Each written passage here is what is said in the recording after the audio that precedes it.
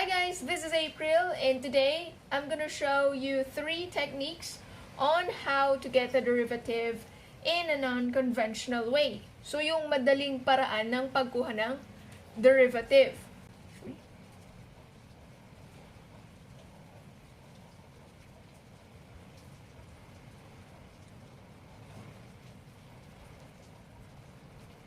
Our first technique is yung pagkuha ng derivative kapag ang given sa'yo ay square root ng any function.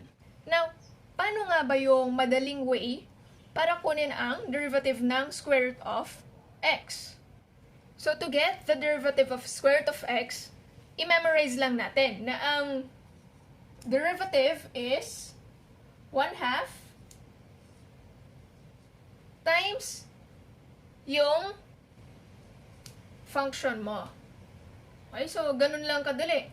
1/2 times kung ano yung given.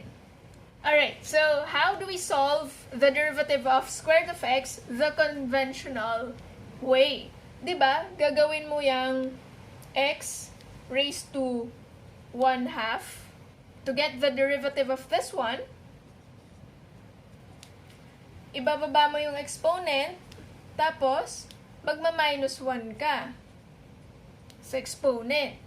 Kaya, magiging 1/2 x raised to negative 1/2. Or, this is also 1/2 square root ng x. So, pareho, no?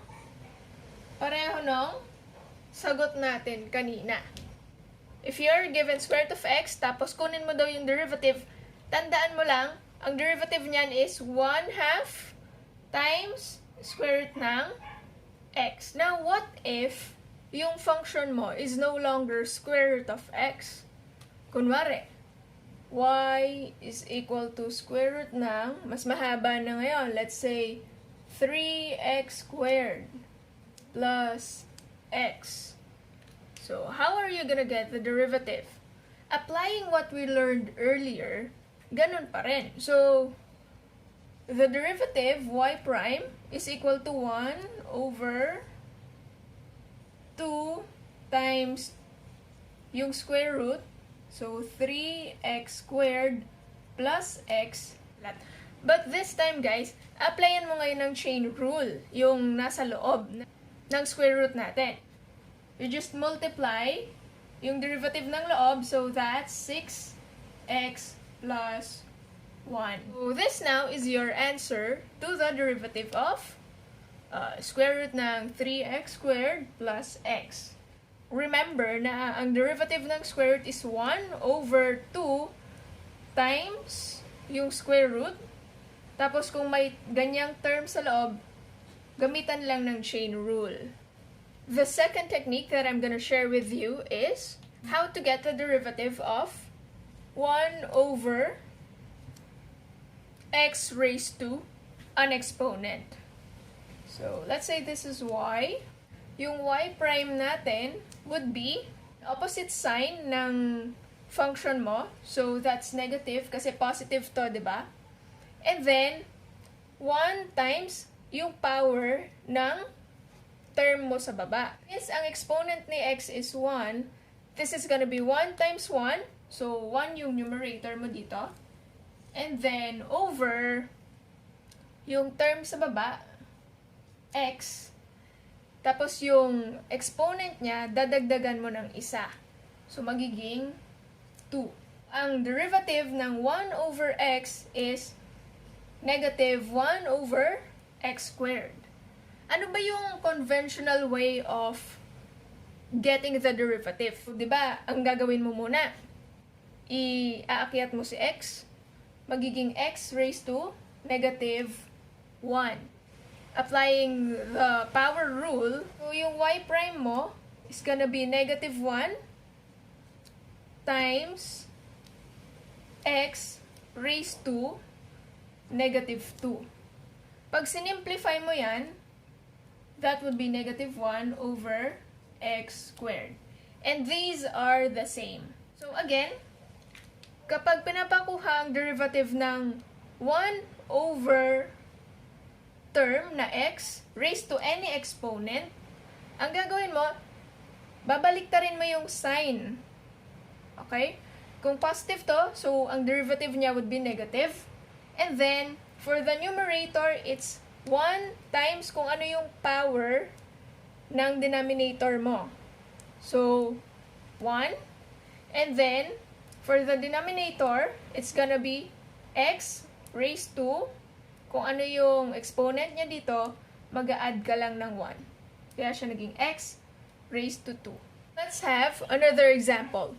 What if y is equal to negative 5 over x raised to 8? Applying what we have learned earlier, y prime is just negative, no? Ng sign nito. So, positive na yan.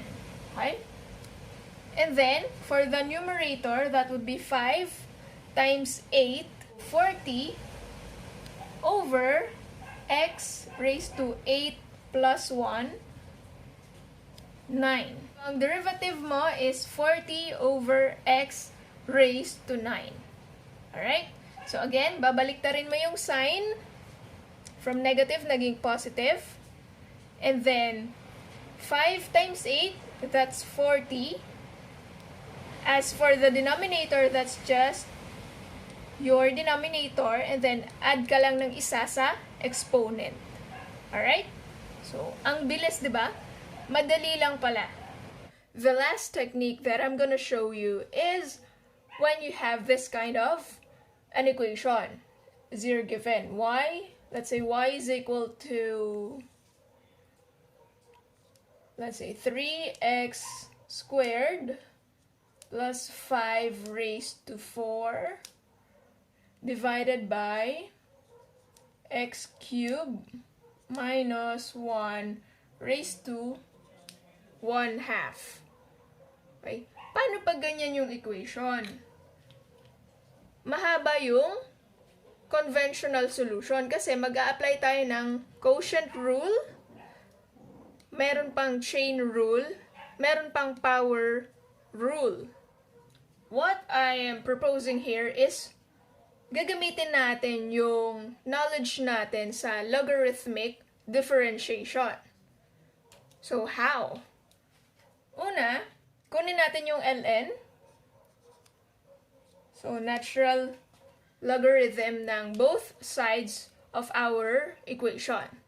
From the properties of logarithm, that is equal to ln ng numerator 3x squared plus 5 minus ln ng denominator na x cubed minus 1. And yung power, magiging coefficient. So, yung 4, mapupunta siya dito. And yung 1/2, mapupunta siya dito. Let's copy yung ln ng y. Now, that is easy to differentiate. So, guys, we know that the derivative of natural logarithm is, let's say for this one, ln ng 3x squared plus 5. Kokopyahin mo lang yung terms sa denominator. So, lagay mo lang siya dyan.